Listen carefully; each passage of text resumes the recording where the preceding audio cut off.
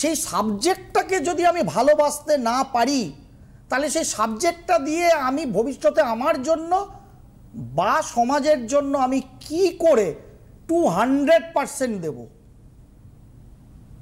সুতরাং আমি কি ভালোবাসছি, সেই ভালোবাসাটা জ্যোতিষশাস্ত্র অ্যাঙ্গেলে ঠিক কিনা যারা মানেন তারা আগে দেখে নিন।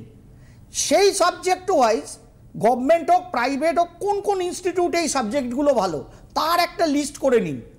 ওই লিস্ট অনুযায়ী মোটামুটি গত 2-3 বছরে যে যে মেধা তালিকায় নাম থাকার জন্য আপনারা জয়েন্টগুলো দিচ্ছেন, ইঞ্জিনিয়ারিং, ডাক্তারি, পিজি নিট, হোয়াট এভার, তার জন্য ওই ইনস্টিটিউটে পড়ার জন্য মোটামুটি কীরকম র্যাঙ্কিং লাগে তার জন্যে আপনি এফোর্ট লাগান।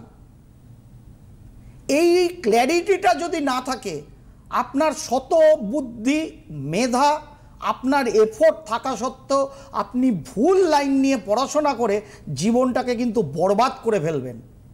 তার কারণ হয়তো সেই সময় আপনার কোনো নেগেটিভ গ্রহের দশা চলছে, হয়তো আপনার জন্মছকে কোনো নেগেটিভ এমন প্ল্যানেটারি এফেক্ট আছে যে আপনার হেডকোয়ার্টারকে ঘুরিয়ে দিচ্ছে। সঙ্গে বাবা মারা তো আছেই, কিছু বোঝে না অনেক বোঝেন, মহা সমস্যার ব্যাপার। আমি দিদিও সেই বাবা মার দলে প্রায় যেতে চলে যাব আর 5-10 বছর বাদে।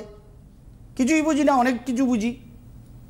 একটু চোখ খোলা রেখে আপনার ভালোবাসার সাবজেক্ট সেটা কোন কোন ইনস্টিটিউটে ভালো হয়, সেই সাবজেক্টটা সত্যিই আপনার জ্যোতিষশাস্ত্রে ভালোবাসারকে ইন্ডিকেট করছে, তাহলে ওই সাবজেক্টটার ওপরে ব্যাং করুন, সেটাকে টার্গেট নিন। কোনো পার্টিকুলার ইনস্টিটিউটে সব সাবজেক্ট কোনো দিন ভালো হয়নি, হবেও না। এইটাকে আমাদের মাথায় রাখার প্রয়োজনীয়তা